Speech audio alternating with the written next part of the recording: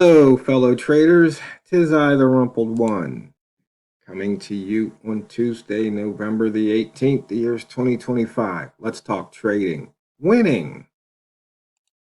These videos are for educational purposes only. Your results may differ from mine.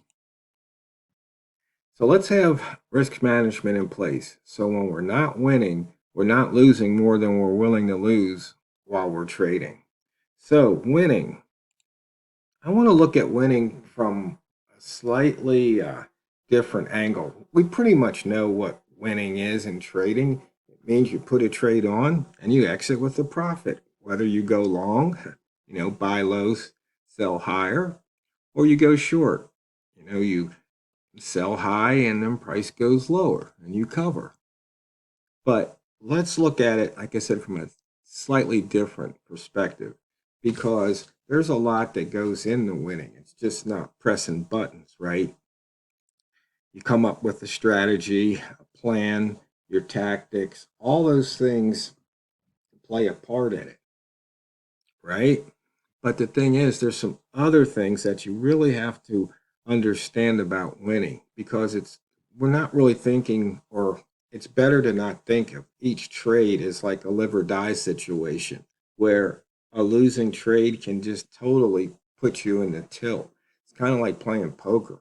You don't expect to win every hand. You just might not get the cards. It's kind of the same way in trading.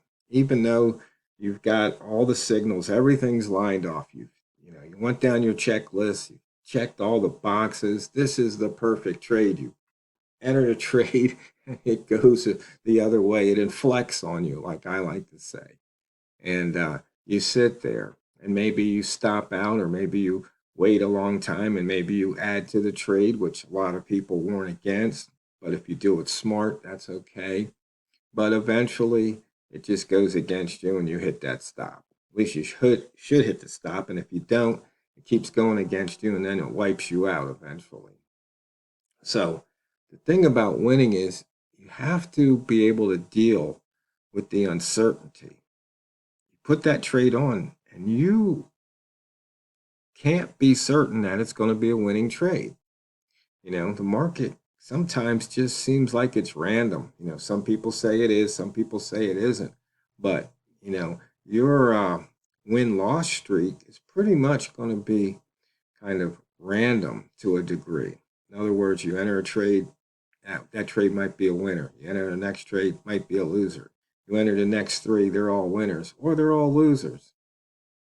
And, and the thing is, you may have done everything right, but just because of that trading session, you had three losers in a row, and maybe that taps you out. You have to tap out after those. That's part of your plan. Because, part of winning is making sure that any one single trade isn't going to derail you and knock you out of the game. And, I've talked about, what other traders, famous investors have said, it's patience, patience, patience. You don't make money when you push the button or click the mouse. You make money waiting. Like I said, 98% of or more of trading is waiting. You wait to enter, then you enter. Entering a trade is a click of the mouse, Then you wait. And you wait and you wait. And then you click the mouse again. Well, those clicks take what, a second? Less than a second to enter and exit a trade. So all the money's made while you wait. And the problem with waiting is you may get bored. You get bored, especially if you're not in a trade, then you might force a trade. Or maybe, you're trying to get some bills paid off. You need to make some money. You want to make it quick. You want that, end of the month's coming and you need that money to cover those bills. That's just pressure coming from you that you really don't need. And, trading is pretty much a loner type of project. Sure, you can get on the phone or have a Zoom call or maybe even be in the room with some fellow traders. But I mean, it's still a lot of it is in your head. And some people are more social than others, and they want to, you know, they want to be around other people.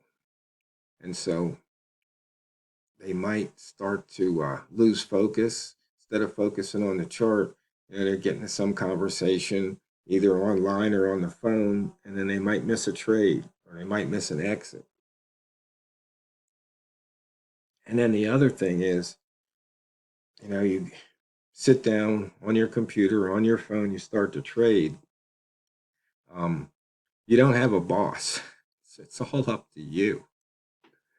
And some people are better at it than others. Some people will get up, get dressed, be in front of their computer every day at 7 a.m. Others, not so much. So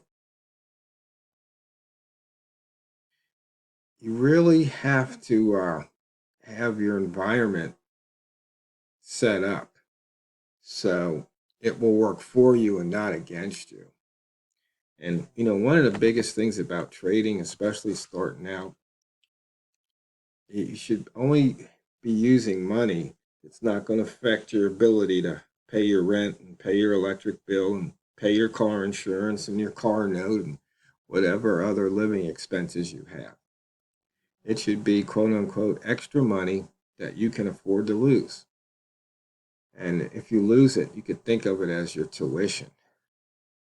And as you know, sometimes when you go to college, it takes a few years. So it might take you a few years to make profit. So all those losses, that's tuition. And you really have to get control of your emotions. If you get mad really quick when things don't go your way, it's not going to work.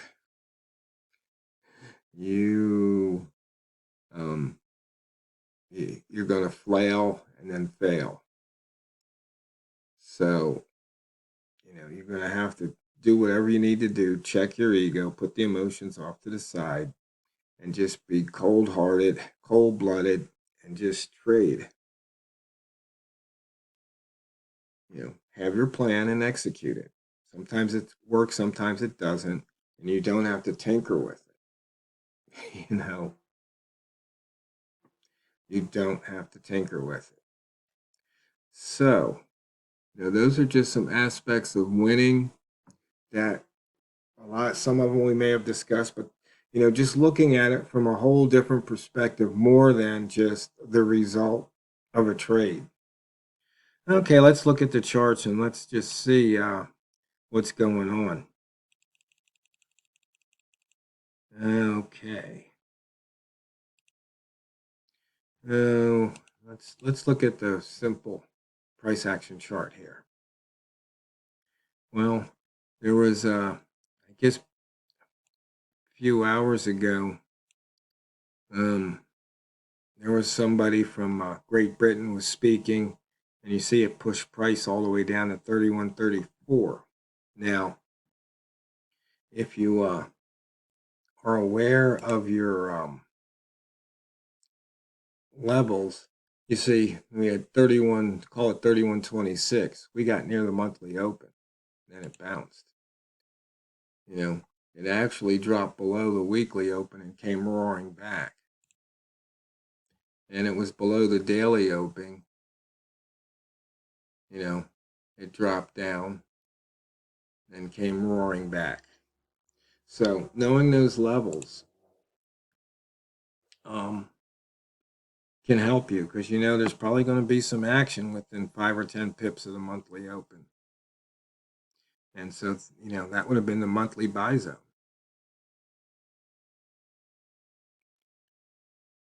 And you can see here, M30, some nice ranges, a couple of small ranges here. But over the past 4 hours, pretty decent ranges so far. Notice we had an inside bar, price broke out. We had an outside bar, price broke out. trading the highs and lows at inside bars, they can be profitable. Speaking of inside bar, we had 2 inside bars in a row. Yesterday was an inside bar and Friday was an inside bar. You can see we actually broke slightly below it by almost 2 pips and price came roaring back.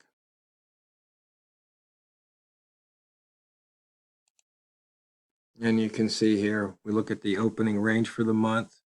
We actually broke through that again, and that's at 31.62. We went all the way up to 76.9, almost 77, and we're back through it. So once again, just knowing these levels, simple levels, can help make you profitable. Looking here at the indicator 2 chart, once again, you can see here the M1 indicator 2 crossed above M5. You had a flip-flop box. That was good for a pip or two. And you see price came back down, but something to think of, where are you in the big picture? So, there's the bottom. This is making higher highs. So you can see here, the indicator 2 is pretty much rising, even though right now it's pointing to the south. But on those, you really don't want to take those trades. You want to see indicator, the M1 indicator 2 drop below the M5 indicator 2. And that's part of the patience that I talked about. Yeah, you can still make a few pips, but you can see if you catch it at the wrong time, it's only going to cause you some pain. Notice here we're above indicator 2 on 15, 30, H1, H4, and the daily. And you can see here we're less than 10 pips away from all of those indicator 2s. But sometimes, when we're trading, we might only look to make 2, 3, 5 pips or so. Sure, it's nice to make the big ones. And then here you see on this 1 minute, you got a big candle.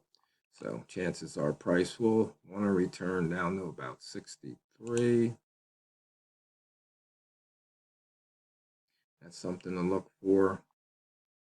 And in fact, there was I think it was on M5. Yeah, there was that huge candle.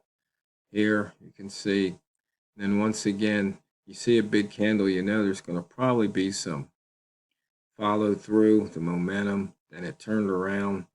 And then you shoot for that open, which it hit more than once, but you can see it came right back.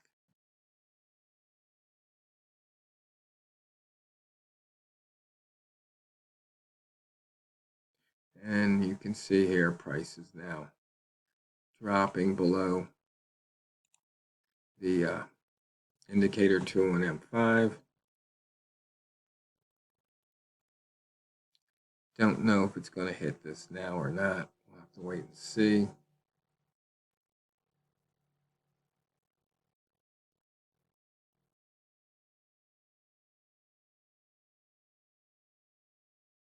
Oh, and just in case there might be some new traders, the mid dots is what I'm using here for these lines.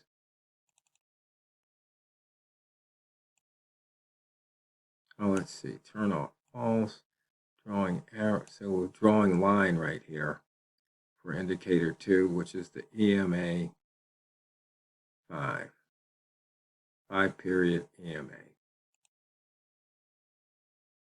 And just like that, you can see it hit that open. So no, I'm not an oracle, even though I like to call Walmart the oracle.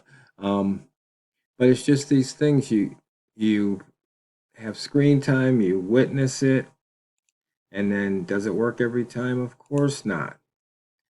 And that's why we have our stop loss in place, because it's not what you trade, it's how you trade it. So go out there and drain the banks. This is the Rumpled One, over and out.